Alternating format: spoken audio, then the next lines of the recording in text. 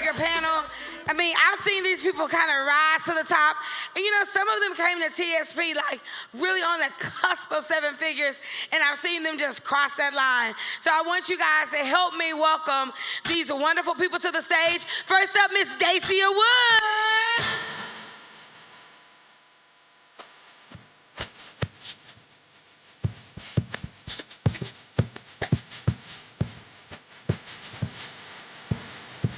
Next, I have the beautiful Miss Nikki Klug.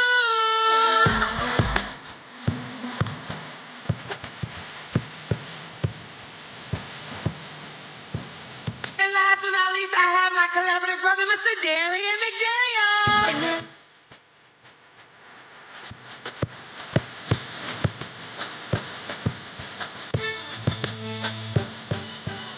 I like sitting with rich people, y'all. How y'all doing? Great, great. Are y'all feeling good? Absolutely. Yeah. So this is really, really exciting because, you know, we've got to spend a lot of time together on the collaborative. We're my collaborative fam. Hope y'all had Papa those. Okay, y'all in here. I'll be scared. You know, we don't always act right. Y'all in here? Good, good, good. We've got to spend a lot of time together. And, you know, in this time, I could definitely tell you that when you're a seven-figure business, it's different problems and a different strategy. So I'm really excited that you guys are gonna be able to share with them your journey, but also your strategy, okay? So what I want you to do first is introduce yourself. I'm gonna start with Dacia, and then we're gonna go all the way down to Darian. Hey y'all, my name is Dacia Woods. I am one of the owners of Ladies Luggage, where we curate amazing travel experiences that cultivate sisterhood. That's my business partner, y'all. Good evening, I'm Nikki Klug, founder and principal designer of Nikki Klug Design Group, and we create spaces that people absolutely love to live, work, and play in.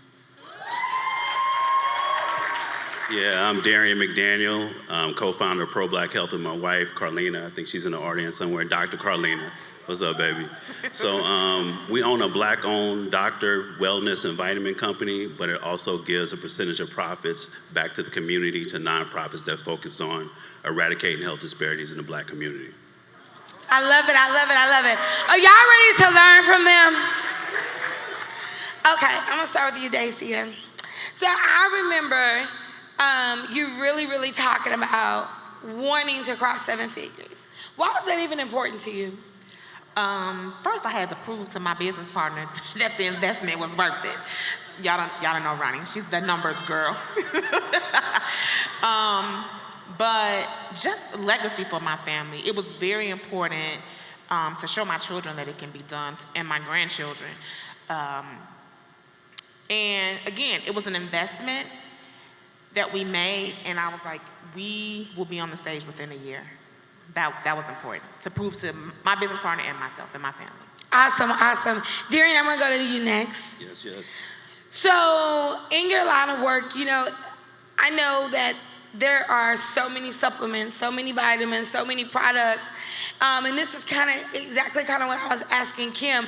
How did y'all really break through it as not only a supplement line, but a Black-owned supplement line to cross seven figures?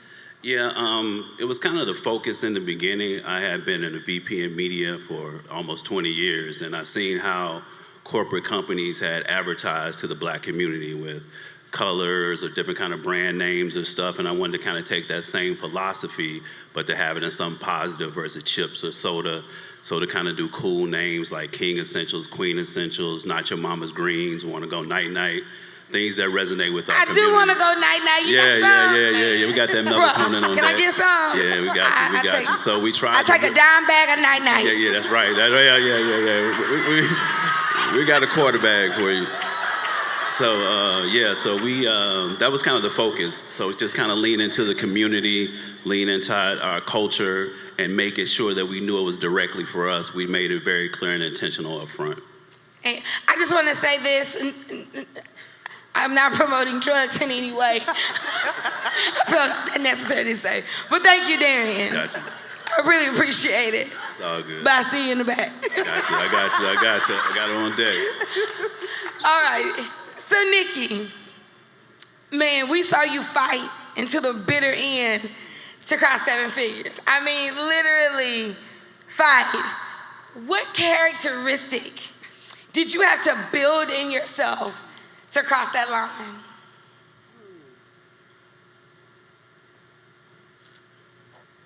Releasing the fear of rejection.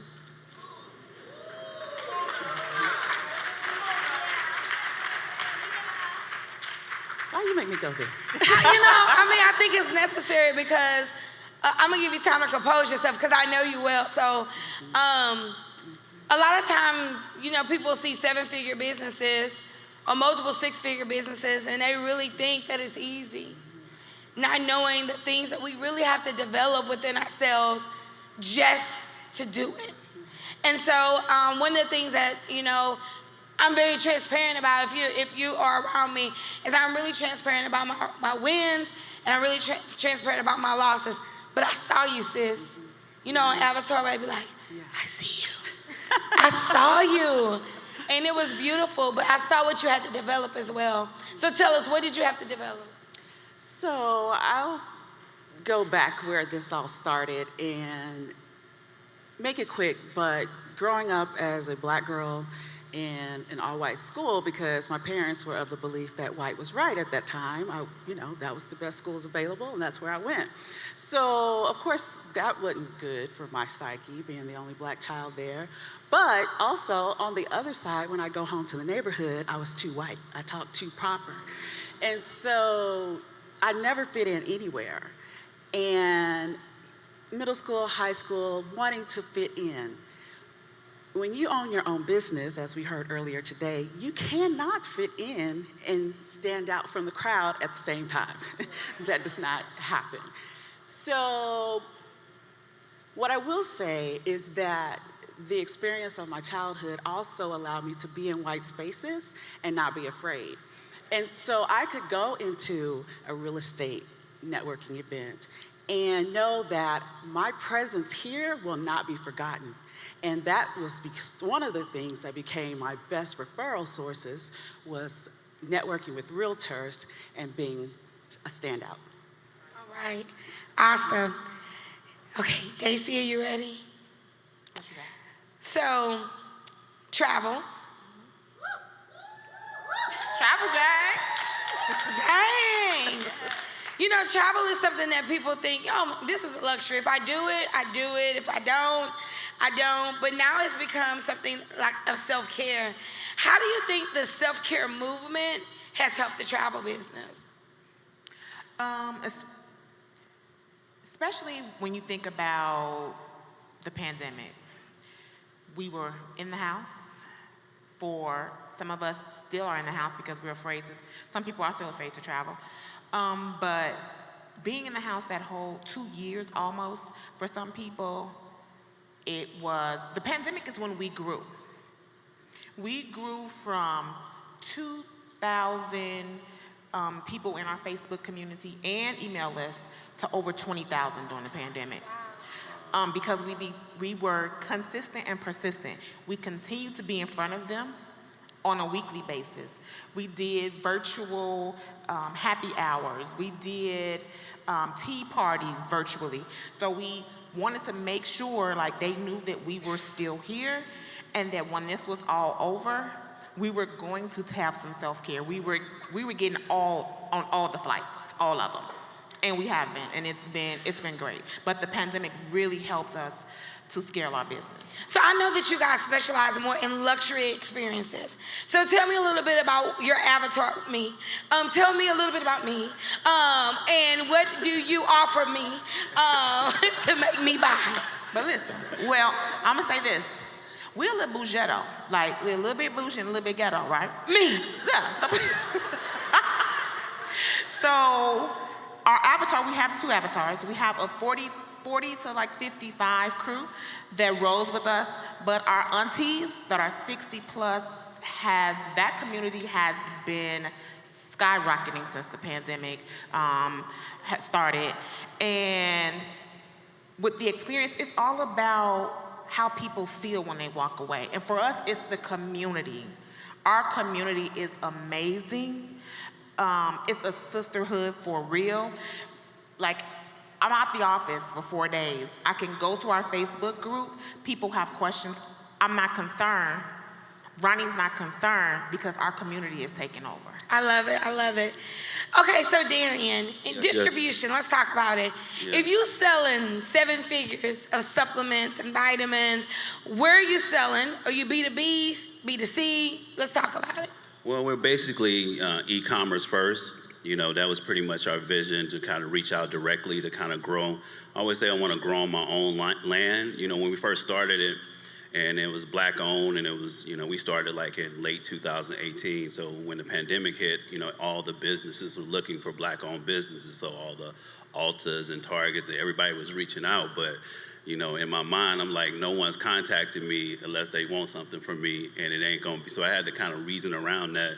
So I just wanted to grow on my own land first. But this last year, we actually end up going into Walmart a little bit to get an extra distribution to kind of dip our toes in the water and do like 700 Walmarts, and it's been pretty good and successful. He said like, About like 700 Walmart. like, so yeah, we did like 700 Walmarts. Yeah. That's Yeah. that's major. Yeah. But they got 4,000 stores though. That's why I'm just like, See, rich people problem. I want the 4,000. So you do e-commerce, you're in some stores. Do you have any representatives? I know Tracy was talking about, you know, having other people sell her product. Have y'all looked at that model at all? No, we're gonna launch that this year with an affiliate program. We wanted to make it more than just a regular affiliate program. We're gonna call it Health Revolutionaries, so where you're actually making a difference, kind of a mission-driven, versus, you know, you can kind of see what you're doing in the community and see how you're helping by also making a little cash too. So very excited about that. I like his little cash. It'd be like $700 million. So Nikki, you have worked with like some major clients. You know, when I sing you on Black Girls Rock, I was like, that's my friend. What is your dream client? Let's put it in the atmosphere. And what's their budget? My dream client? I think I've already worked with my dream client. Me? Yes. I mean, seriously, I understand the impact of great design, and to be able to serve you and Ronnie and Lamar and Lisa Nichols, people that also impact the world. I see the ripple effect, and I see the joy and the peace that you feel in your space, and know that I've contributed to what you contribute to the world. Now, so far as like big, you know, I love hotels. I love the luxury of hotels. We have a friend in the audience maybe that is already doing that. We've been talking, and I'm just like, is it what I think it is? Like, does it really work that way? Because you never really know what's behind the scenes. So that's one of my first steps, is to really understand what it takes to be a major hotel brand designer. Wow, that would be awesome. I would want to stay in that hotel, okay?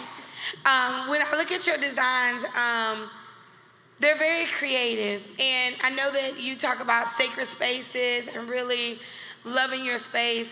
What are some of the joys that some of your clients experience when they actually recreate that space? Because I know some of you, you know, you may have, I had a home I wasn't proud of, right?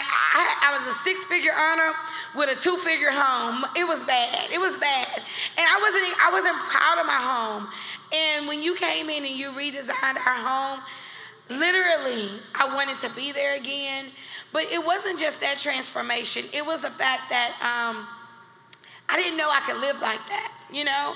What other transformations do your clients say that they have when they work with you? Connecting more with each other in their space. One of the things that we consider is your lifestyle, not just the beauty of it all, but really how it functions, how it forms. And some of the things that we tolerate and some of the frictions that we have in our home can be fixed. And it's simple little things sometimes, but I just take a look at the family dynamic and all of the different things that you love, your spouse loves, your children. It's a musical. It's many factors that come into play, but I really want to elevate your lifestyle and show you how valuable you are, how worthy you are. in a way that I don't know that all designers are concerned with those things.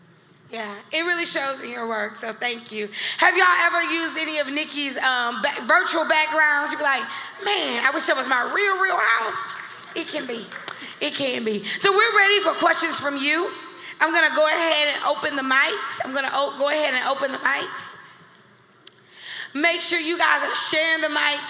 If you have asked multiple questions, make sure you share a mic with a friend. Share a mic with a friend. I'm gonna start on this side. Wonderful. Dacia, Darian, and Nikki, thank you so much for being here. My name is Cameo Roberson, and I'm the business coach wealth management firms hire. My consulting practice helps our clients gain control of business operations, unlock their growth plans, and accelerate revenue. Earlier today, Lamar he asked us the question about taking risk. Have you taken enough risk in your business? Moving from 6 to 7 figures, what was the most impactful risk that you took, and how did you prepare for it? And are you directing it to someone in particular? All three, please. Okay. I'll start with Dacia. I didn't hear the last part. What risk did you take? And we may have time for 2. Okay. What risk did you take to get from 6 to 7? Marketing can be very scary, especially when you start thinking about spending 6 figures a year in marketing. So that was the scariest piece for us to sit down and say, we have to up our marketing budget to 6 figures a year. And Darian? I think the same thing with like the spending the money. We talked about earlier, spending the money on ads, spending the money that you need to spend. I was one of those people who handled the business like my personal bank account, right? Just didn't want to spend. And once I kind of let that go and let the data lead me, I thought it made it a lot easier. Awesome. Thank you. Thank you. Thank you. Oh, hi. Girl, you better. I am Bianca, boarding with Bianca. So my question is to Lacey.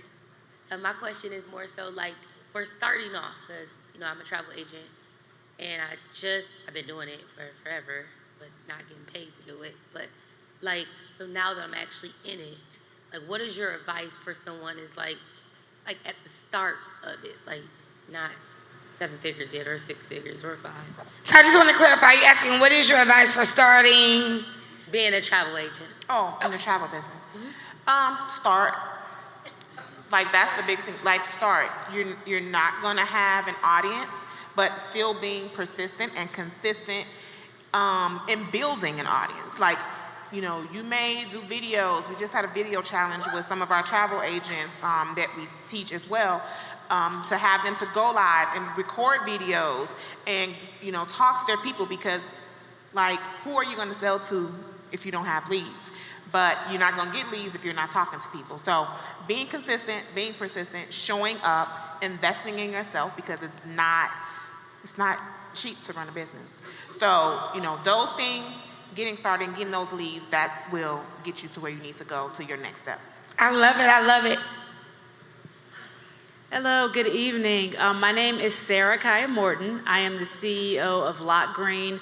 We make smell-proof stash boxes that have a lock on it for cannabis consumers as they store their cannabis away from kids, pets, and others, and also as they travel with cannabis in their cars to follow the laws of their state. So I do a lot of education to the community about cannabis laws and hot topics, how to be responsible. Consume responsibly. My question is to Darian. Yes. First of all, what state are you in? We're in Atlanta. Okay, Atlanta. In the A. And also, a lot of what I do is about normalizing cannabis use, whether it's for medical purposes or for responsible recreational Absolutely. consumption. Have you looked at cannabis as a part of one of your wellness products? Yeah, I think it's maybe something in the future. I think, legalization is always an issue when you talk about, distribution to the multiple states. Of course, I think it's a really good industry, but, it's so localized right now. I don't know kind of how we could do that, but I mean, it's something we would consider. Thank you. All right. Thank you. Hey, everyone. I'm Joy McLaughlin Harris, CEO of Touch of Joy International. I am a rebrandologist and shift coach, and we help entrepreneurs expand, rebrand, and make money in their sleep. All right, and this is my 7-figure year. So what I want to ask you guys, y'all heard it? I am a 7-figure producer. Y'all got it? Yes, I will walk the yes. stage 7 figures next year, all right? I've got 6 figures this year, all right? But I talked to Darian a lot because we started Mastermind together. So for the two ladies, how do you move from overwhelm to overflow? Like, what things are you practicing, putting in place so you don't lose your mind? So that's my question. I'm gonna start with Nikki on this one. So this past year, I took a month off. Good. I took a That's sabbatical. good. Okay. And it was definitely needed. Yeah. We were hustling, we were pushing it through, we were getting things done, and it can take a toll. Yeah. But I also do bi-weekly massages, facials. I mean, I take care of my body and my soul, have a trainer, a therapist. So all these different things add up to your self-care routine. That's good. Thank you. For me, it's letting go. Our business is like my baby. Yeah. And so deciding that we need a team because we can't be a 2-girl show was imperative for us. So now we have 4 team members. We know that we'll need 2 more this year. We've already, thanks to Coach Victoria, started planning that out. And so, yeah, having that team has really kind of shown me that that is where we began to scale when we got our team. And because we're talking on team, I'm just gonna let y'all know this. You can make 6 figures by yourself.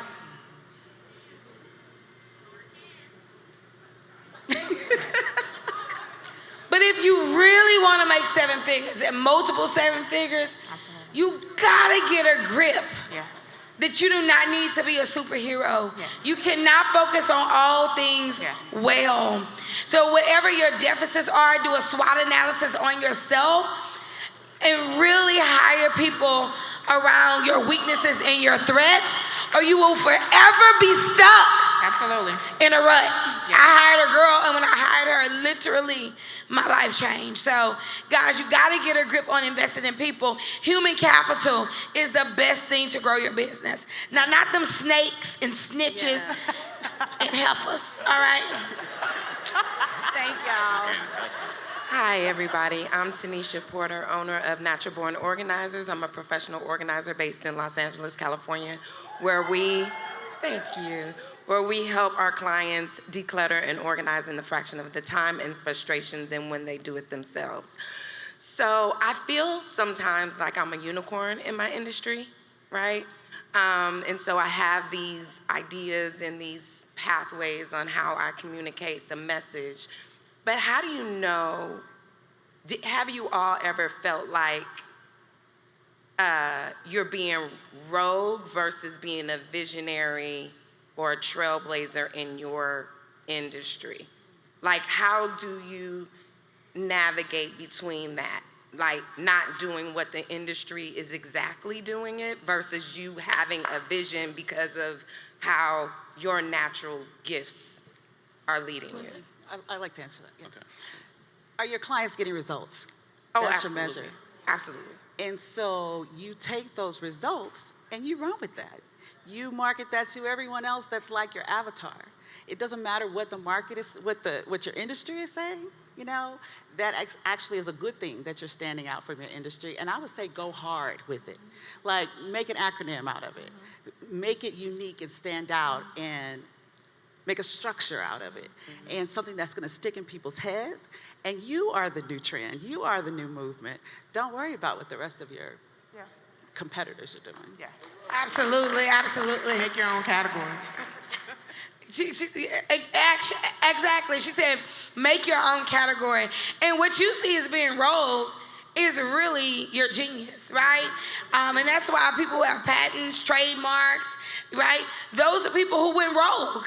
They found something and they created a solution. So, and that solution is where your wealth lies as well. All right, Dr. LaFera. Hello, I'm Dr. LaFera, physician, founder of LaFera & Co. Wellness and Beauty, and we help women on the go to prioritize their health while looking and feeling their best unapologetically. And we do that through magnetic lashes, clean cosmetics, supplements, and services. So my question is for Darian Yes, yes. I didn't know if y'all could hear me, that's why I was like. Okay, so my question is for Darian, and so having a supplement line, like she said, like it's really competitive. And so when you were first, and even now, like with your marketing, did you have to pivot as far as who you were targeting, and did you feel like it helped having your wife be a physician? You know, with the supplement line, was she able to start off with her patient base, or did she have to start more with like a cold audience and, you know, grow from there? Yeah, we, of course, you know, she's, you know, pretty much gets the formulation, the face of the brand. I mean, it's really around Dr. Carlina, you know, that is the strong suit of the vitamin around the marketing and the name as well. But we started with a cold audience. I mean, I had taken some brown paper bags and a couple of vitamins to think to a black community event just to kind of see if it worked, to kind of get the vibe. You know, that's how we started. I started with like 4 vitamins in a paper bag and a dream, you know what I'm saying? It sounds so crazy, just be here now. And I started it to think about it when I was just getting married with my wife, and we were talking about it, and I had to turn to her dad, who's a pastor, and he's got a daughter through to medical school, that I'm not gonna work anymore. I'm gonna quit my job and start a vitamin business called called Pro Praying Black. for you. Yeah. For them. Yeah, called Pro Black Health. And the first thing he said was, "You spelled pro black wrong." You know? So I was like, you know, but I had the face, but we started with that cold audience, but I think you have to, if I was to do it today, because we started before it got so competitive, I would do it with just like a product that you know is really gonna solve a solution, right? And just really focus on that one product, like 1 or 2 products. I mean, we like went crazy, we like 15, 16, but if I was to do it now, just focusing on that pain point that you wanna solve. And then I would cater my ads around those pain points. Like, you know, what are you solving? It's just like, you want to be the solution of that. So if it's hair growth, if it's whatever it is, you just want to make sure you are the solution and have the best product. And then the fact that you're a doctor and just hone into that and stay into that, I think that's where you want to go. Awesome. Good advice. Thank you. Hello. My name is Sade Menifee. I am the founder of Flourish by Sade Interiors, where we focus on modern and contemporary designs and home decor for the successful businesswoman and career woman who values luxury and functionality in their space. So my question is for Nikki, and I want to know, how did you know who to serve, and how do you ensure that your ideal client sees you and knows that you're the designer for them? That's a great question. Sade, yes. I did it at first. I just had to keep trying. It literally would take anybody that would hire me, first of all. I did a lot of free stuff. But it was trial and error. Oftentimes we serve people that are like ourselves because we know those pain points. We know what that person is looking for, and so we can speak to that easily. Yes. But as I progressed through my career, I did have to start formulating what this person looks like and adding some characteristics, some psychographics, you know, some just regular demographics. Right. And then serve them, attract them and serve them. And sometimes I didn't like that person and say, okay, that ain't right. let me figure up another person and try to serve them. So it really is a lot of trial and error, but once you do find that type of person you like to serve, then do more market research around their personality. Take them out to dinner, ask them a ton of questions, find out where they like to shop, what they like to do, what activities, and then you put yourself in those places where they do those activities. And then that's when you'll start attracting more people like them. That was great, Nikki. Good job. Good evening. My name is Tony Harris Taylor from Houston, Texas. And I own a global networking franchise where I help entrepreneurs to get drastic with networking to create meaningful connections, collaborations, and cash. My question is for Nikki. So I've known Nikki a long time, and I remember when. And you posted at the end of the year your long list of not only your wins, but what you had to overcome. 2 things that stuck out to me was the mindset shift you needed to know you could reach $1 million business. And the second one was you had family who had mental health challenges. Your son had mental health challenges. How did you overcome both of those? That's a great question.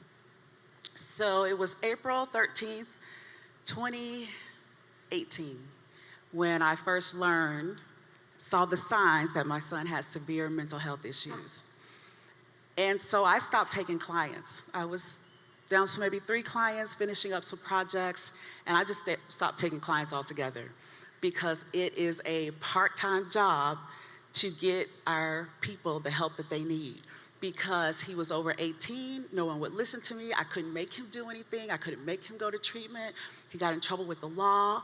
His probation officer wouldn't ask for the mental health exam the way I kept pushing and calling and asking and writing about.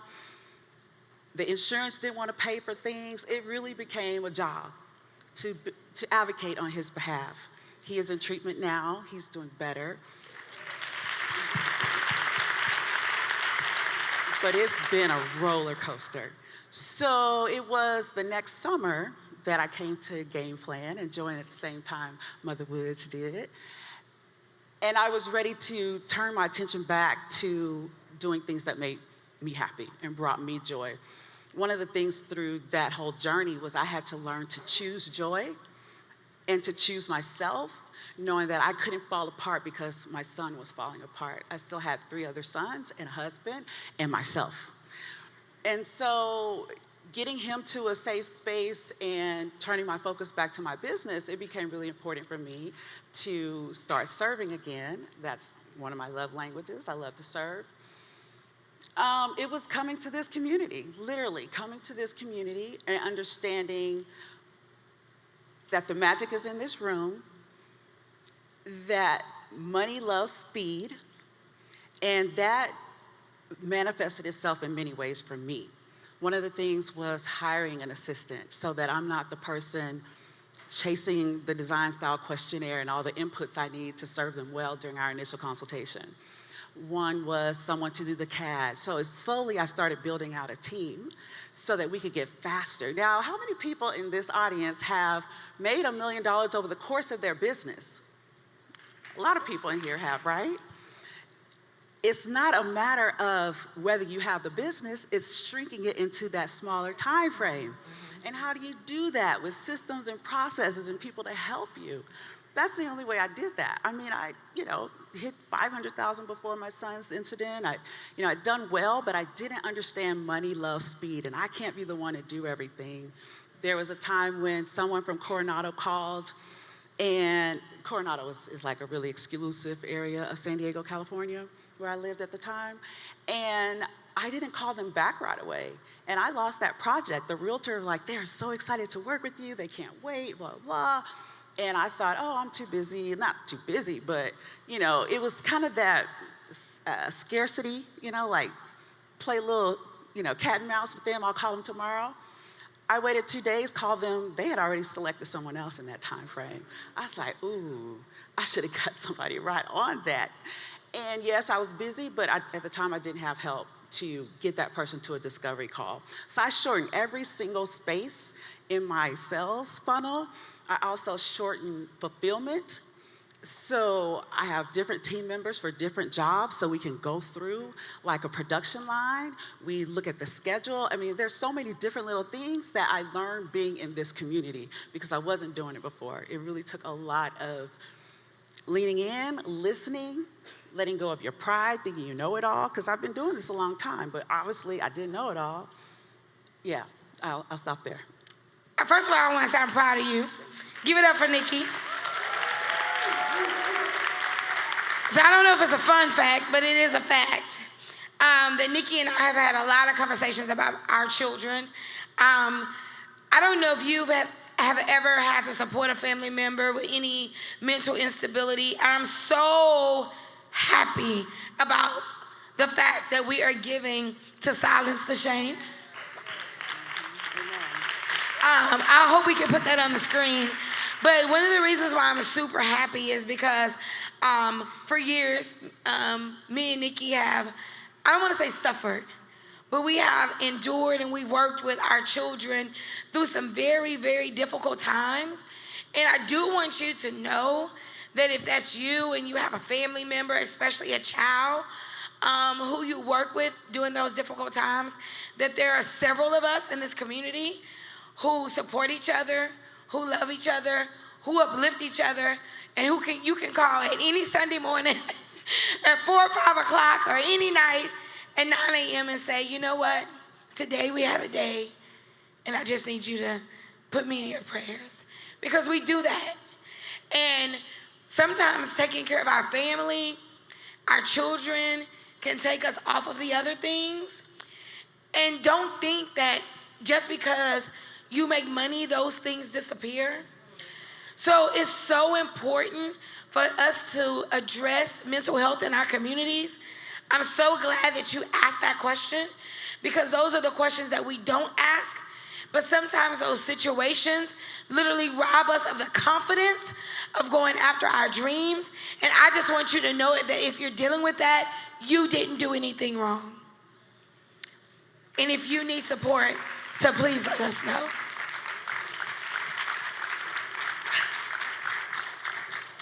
We're gonna take one question from each side. I'm sorry. Good evening, everyone. My name is Monica Beasley, and I own the Signature Suite. We are a gifting and branding expert. So if you're not saying thank you to your clients, we are here to service you for that. So my question is really for all of you, but really for Nikki, because we kind of were in that space together years ago. So how do you switch from where you are to move from a mindset standpoint to 7 figures? Because I'm struggling, and Nikki, you know that. It's like, how do you really turn the switch on to say that I'm worthy and that I can do it? Awesome. You said Nikki or Dacia? I didn't hear you. I said Nikki because Okay. we had a conversation with the 4 of us together, but I have relationships with 3 of you officially and 1 of you to be. So I'm real when I say this because I know that it's possible, but how do I get out of my own way? And how did you get out of your way to get to 7? You just have to make the decision that, it's like, how bad do you want it? And sometimes we get stuck in, being complacent in where we are. And sometimes we get stuck in fear of where we could be. But you have to make the decision that I want this and I need to do this to get that, and move on it quick. Yeah, and I'm gonna say to anyone who's having roadblocks, like when it's mindset, normally it's just something like, you need to tweak, so you don't do these things because you need to tweak this, right? And some of us are really deathly afraid of being successful. Like, get over it, it feel good, it's all right. Like, we're like, what am I gonna do if I have so much money? Nothing, girl. Right. Call me. But sometimes we're deathly afraid. But if you have something in your process that's a roadblock, I'm gonna say address that, because a lot of times mentally we won't go hard because we know that there's a failure in our process, right? And the other thing is, if it's really mindset, business practices work, but so does therapy, right? And I'm gonna say that to everybody. My therapist like me and I like her most of the time. But I'm gonna tell you, therapy really helped me decide after most of you know that I had a starter marriage.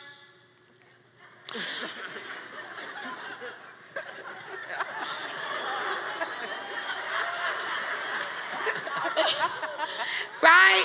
And in that starter marriage, one of the things that I learned about myself after that is that some of my errors and some of the things that I had allowed in my life had made me lose confidence in other areas. But I didn't know that that was the block, right? And so we used to have performance coaches, and one of our performance coach in TSP royalty was Coach P. Everybody give love to Coach P. One of the things that she asked me, which led me to therapy, is she says, why do you keep self-sabotaging yourself? What is it about you that you don't think that you deserve this? And I was like, first, you're rude. But what she made me realize, guys, is that I was my worst enemy. The things that I was saying inside of me was my enemy. And I had to address that I did have a roadblock. And that roadblock was I didn't really want to be on Front Street because so long I had to shrink. And so that was my biggest roadblock, that I would allow people to do things that made me shrink because for some reason I had got used to that. But when I decided that, you know what, it's okay for me to stand in the light, and it's okay for me to stand in the sun, and it's okay for me to be wealthy, and it's okay for me to buy a bag twice a week if I want to, and it's okay for me to do these things. When I decided that that was okay for me, all of the other barriers just dropped. So I would say if you're really having a mental roadblock, investigate what's really causing you to not move as fast as you should. Can I add something to that? It's just, I heard a quote, because I had struggling times. This is like the 10th Darian. Like, this is like, Hey, number 10. Yeah, it's just like evolution. So I just want you to know, like, if you're stuck or you in a place, don't think negatively about it. I think sometimes we beat ourselves up. We see people or we look at social media, or we see other people and we like, dang, they going, what's wrong with me? You're really just growing to the next process. And it's not, the business, building a business is really not about the business you build, it's who you become as you build it. That's so great. You know, that's really what the whole thing's about. You just become a different person, and you wasn't born that person to build a business. And like for me, I wasn't born into an entrepreneurial family or, you know, any of that thing, you know, a lot of negative reinforcement, a lot of things a lot of people seen, you know, and I had to kind of sit myself down because I had good jobs, but I was good in a wheel that was already running, right? And I didn't get a chance to really see who I was because I had other people kind of propping me up within that wheel. And I actually had to like sit the little Darian me down like in a chair across from me and say it was okay. You know what I'm saying? It's okay to let go and move forward. So that was really big for me, just having that talk with the younger Darian had been through so much and let him know it was okay and that I got him now. So, yes. You know, that's... I love it. I love it. We must have had the same therapist. Yeah. I'm like, little Brandy, you did good, girl, but your time is over. It's Big Brandy turn. Our final question. Good evening. I am Asa Laveau. I am the founder of the Wealth Spa. What we do is we provide premium done-for-you solutions to experts who are ready to be industry icons. This question is for Brother Darian. So I am no longer committed to struggle. And I am 4 clients away from hitting my first $1 million ever.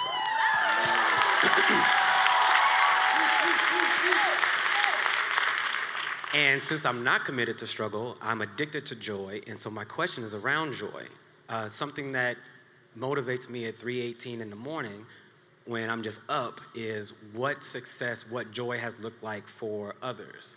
So hitting 7 figures, I want to know, is there one story or one time you can tell me that you had an experience or you acquired a possession as a result of hitting 7 figures that made that little black boy joy real?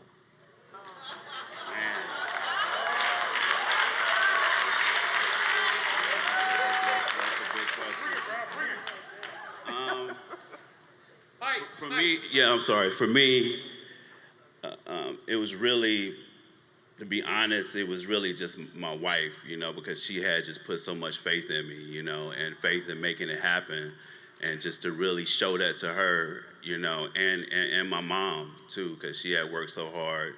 So it really wasn't personal joy, it was really the joy of the people around me who really just had my back.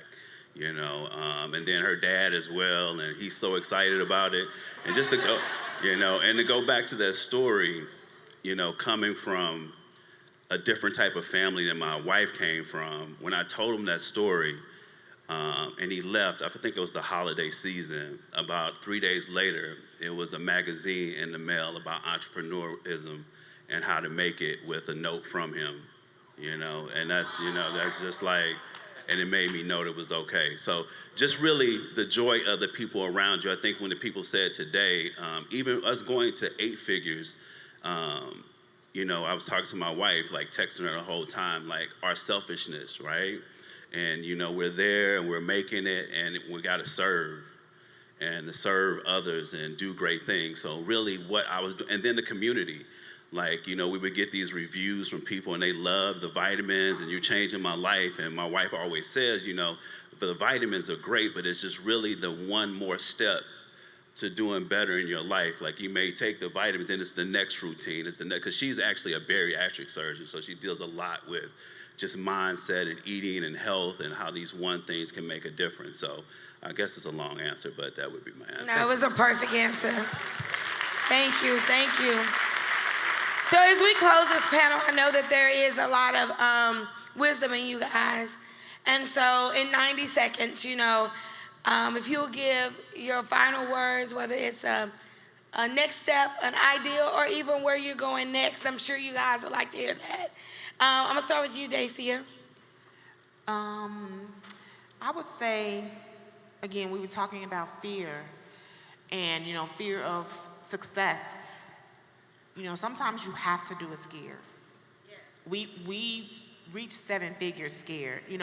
It wasn't easy. We've done things that we were like, we didn't know if it would work. We took risks, but do it scared, because at the end of that fear, on the other side of that fear, is success. Awesome. Nikki? I would say create raving fans. Do whatever it takes. Serve your first 100 clients like they are your mother. Treat them right. Do it right. Get it right if it wasn't right the first time. And you will build a foundation that exponentially multiplies. Part of what made us successful last year is that of the 12 major clients that we served, 5 of them were repeat clients. And so those were 5 clients I didn't have an acquisition cost for. And it helped with the money, love, speed, because I know their style, I know their taste. We're able to get everything situated for them really quickly, even faster than the system has been set up. So create your raving fans. And Darian? Yeah, for me it would be the word that was kind of said a lot today is just discipline, right? Which is something I had to learn a lot of, right? It's no like, you have a job, you're off at 5, and you just get that feeling, it's 5 o'clock, I can stop, it's the weekend. You have to do it till it's done, right? And so I got a quote that's on my wall, and you guys may want to write this, but it's, you can either have the pain of discipline or the pain of regret, but there will be pain, right? So you make the choice. At least with one side of the pain, you got an opportunity to grow a 6 to 7 figure business. On the other pain side, you have nothing. So that's what I would leave. Awesome. Can y'all give them a hand? Our 7-figure panel, they